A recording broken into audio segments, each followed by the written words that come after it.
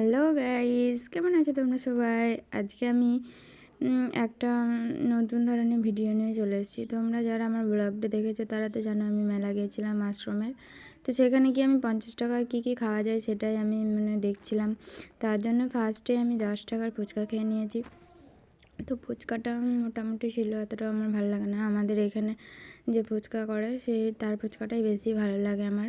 তো ফার্স্টে আমি 10 টাকা ফুচকাটা খেয়ে নিয়ে তারপর আমি এই দেখো 50 টাকা দিয়ে দিলাম, তার মধ্যে আর 40 টাকা রয়েছে।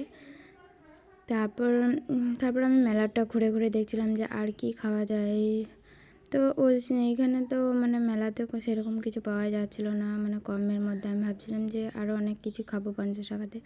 তো এই চকলেটটার দাম নিয়েছিল 20 টাকা, আর 20 টাকা আছে। তো ফার্স্ট আমি চকলেটটাও খেয়ে নিচ্ছি।